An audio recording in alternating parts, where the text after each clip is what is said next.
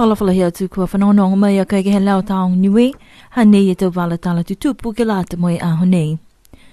Kua liu tuai hake mai e maanga ko hiki tawake ke he tau whae whakapuloa ha koe tau tupe tope he whalu tau ngata ke he whiwhiri anga he whakatufono ke fua ki ai whalu tope ke he mga whaani kua wela hala tulu kaina ke he tole tau kua mole.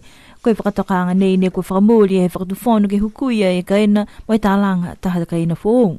Kua whaitangata mai he maanga ne kua whakakisi tupi tupi mai pehe kua nā kei whakaonga tau tupi nei ke kakano ne kua whakatoka ki ai. I loa ke mga honei kua whita whoki whalu tau hukui he whakatufono hea atu mai ki sim da kawi kua tālanga e taha pale mai whakakisi ai whoki e takaanga ke lata mai whale ne kua whakamau ke whakaonga tau tupi he whakatufono ki ai. Kai hai ai whalu whoki ne kua huhu koe hane kua nā kei whakatautonu whoki he whakatufono e whalu mga whaua ne kua wela whakalotola tukaina ke whakatatai osi. Kua hokua te tamanata whakakise nei ke he tau tangata whakapuloa tala I whafo, mai hake mai ke he tau wala tala tutupu he lau taonga New Zealandi, mai hoku mai ke mga honei kua whiwhiri he whakatufono ke nā kei liu whai manata whakakise, pakatala lauturu mai whahi whakapuloa ia. Kai tala hau e tangata he hana kaina, nā kei moole tau wala tala, ha koe whare pisinis ni kua tālanga mai ni he tau tupe he hana moe mga whaua. Ke lala whiatu ki ai koe kaina ni kua wela koe whale mga whaua lau lahi, ne kua whakatutala uloa ki ai, ke lata mai tokaanga he kaina fōu. Hai ai whoki, whala tau viwihu a si tōtue tau ngahua, kai maua ngai e tau koloa, mai amana ki anga ke tā e whale ia. Pehe e ke pule maanga ko Mr. Talapasi, kua nā kai mama, koe hane kua uta whānu tau tāla kua nā kai mōri, kai tuaha koe tau lalianga, nei he whalu ke whakaingoa ke lea ia, ha kua tata ke tau mga ho vili.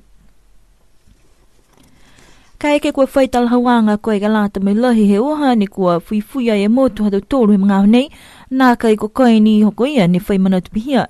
Tokolonga ni pehe koe tō lahi palapala, whalu ni pehe kua lahi te he mana ia. Mauha.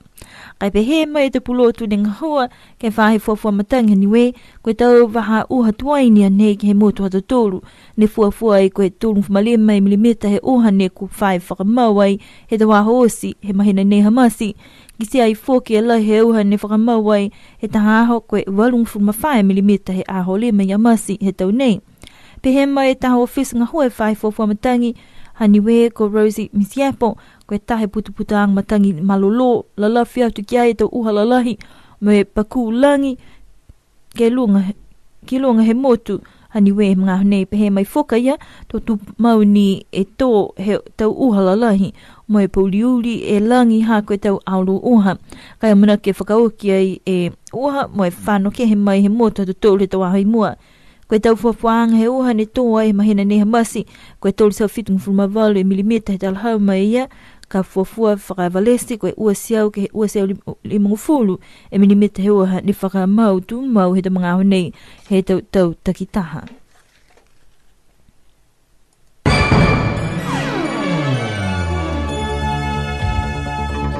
Falafala here, so you're listening into Radio Sunshine's news bulletin for today. Firstly, Hikutawake has once again surfaced in media reports with allegations this time concerning government funds. Government representatives confirmed that funds had been approved as compensation for a house that was burnt down in Hikutawake almost 3 years ago. A local resident raised alarms alleging that funds set aside by government had been misspent and used for other purposes, which reflects badly on government and the persons involved. It is reported that government officials had been to inspect the site when concerns surfaced and were shown the site where the house would be built. Sources who prefer to remain anonymous claim that instead another building has been constructed near completion and questioned why other families who lost their homes in fires in Hikutawake had not been compensated in the same manner. These concerns were raised with outside media and featured by Radio New Zealand International recently. That has resulted in government making no further comments to that media faction. However, Mr. Talafasi, the owner of the property under discussion, has spoken out saying that government funds were not used to build this new establishment and that the business project has been funded with his own personal funds. In addition, the house in question was a family home and therefore consultations needed to be done with the wider family before construction. He says that progress has been hampered by delays relating to land disputes and other issues. Mr. Talafasi, the village assemblyman Fohiktavake voiced disappointment that media had been misinformed and that the matter has been incited by those with political motives to discredit his reputation leading up to the elections. If you're thinking why we have had so much rain at the moment, you're not alone. But according to the Met Service, this weather pattern is common at this time of the year, with 35 millimeters of rainfall per day being recorded at their weather station. The highest for this month was 84 millimeters of rain recorded on a single day on the 5th of March. A scientific officer from the Met Office, Rosie Misiapo, said there is an active trough over the island at the moment, bringing heavy rain and thunderstorms, cloudy with more heavy rain. But the good news is it's gradually moving away, making way for some nice fine weather for a change. Rosie Misiapo also said during the last 30 days, 378 millimeters of rainfall was recorded at their station, where the normal rainfall for this time of the year averaged at about 200 to 250 millimeters of rain. Now looking at our news stories from the region, a voter is expected to spend at least a minute or less in the voting booth during Fiji's general elections. Senior elections officials Asinada Kolinivala told the Gold FM's Talkback show this depends very much on the type of voting system and the soon-to-be-revealed electoral decree. 86% of eligible voters have registered to vote in the elections. The decree is expected to be released sometime this week. Meanwhile, with just 5 months to go into the general elections, voters have been asked to make the necessary changes to their residential addresses during the polls. Senior election official as another Kolinivala says voters will be issued with new ID cards in the process. UNICEF New Zealand says 4 years after the Millennium Development Goals global target for safe drinking water was met, the Pacific is still lagging far behind. As World Water Day was marked this week, the Executive Director Dennis McKinley says many people in the Pacific do not have access to their basic right of water and sanitation. He says the Pacific is tied with sub-Saharan Africa as having the lowest level of improved sanitation in the world. McKinley says that the Pacific is far off track to achieving either its sanitation or water Millennium Development targets by 2015. He says it's likely the post-2015 goals will see more country-specific targets, not just global ones.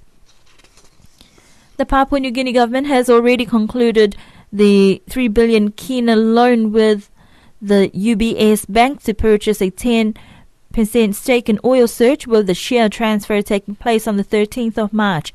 This means the Ombudsman Commission's investigations will only look into what has happened rather than stopping the deal from going through. Senior government officials confirmed that the deal has been completed and the shares were already issued to the independent state of PNG, which is now the second single largest shareholder in Oil Search. The United States will send 1,150 Marines to Australia in April, bolstering the roughly 200-member force already in Darwin. The reinforcements are part of a planned deployment of up to 2,500 U.S. Marines in Australia by 2016 to 2017 as Washington pursues a strategic rebalance to the Asia-Pacific. Most of the Marines will come from the 1st Battalion, 5th Marine Regiment at Camp Pendleton in California and are expected to arrive in Australia in early April. The force will include 4 CH-53EC Stallion helicopters and about 100 personnel to operate and maintain the aircraft. President Barack Obama announced the rotational deployment of Marines to Darwin in 2011, a move that has caused irritation in Beijing. Japan will be providing the Marshall Islands with its second $1.95 billion grant to purchase water making and other equipment for the islands. Japan ambassador to the Marshall Islands, Kazuhiko Anzai, and Foreign Minister Philip Muller signed off on an agreement, the second large-scale grant from Japan this year. Both grants will be used to purchase equipment from manufacturers in the tsunami and earthquake-devastated Fukushima area of Japan as part of a dual aid program of the Japanese government.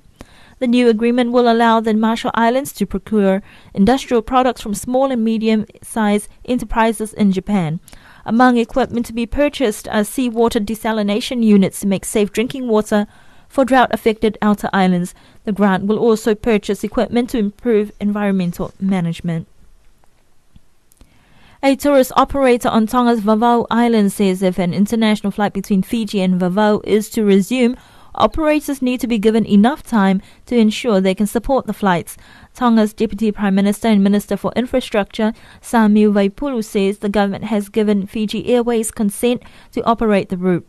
Fiji Airways says it has received an expression of interest from the Tongan government for Fiji Airways to service Vavau, which is now being evaluated. The owner of the Tonga Beach Resort and board member of the Tonga Tourism Authority, Shane Walker, says if it does go ahead, they need to make sure it works. He says it's important tourism operators are given advance notice to be able to market the destination. Fijian sports are set to boycott the Commonwealth Games in support of rugby and netball, which have been shut out from the July event in Glasgow, Scotland. National sports organisations will meet in Suva to decide whether to boycott or not. A disappointed Reg Sande, president of the Fiji Association of Sports and National Olympic Committee, Fasanok, says when Team Fiji walks out into a sporting arena in our national colours, we are a united team with our heads held high. In tomorrow's meeting, he said national sporting bodies gave the Fasanok board the mandate to campaign for Fiji's readmission to the Commonwealth, and since they are a democratic body, it is only proper that we return the decision to our members. Commonwealth Games Federation Chief Executive Officer Michael Hooper said they could not accept rugby and netball because of operational difficulties in redoing the draws. Fasanok has appealed for a redraw of the fixtures to allow more teams. Those are our regional news stories and local news bulletin here on Radio Sunshine for today.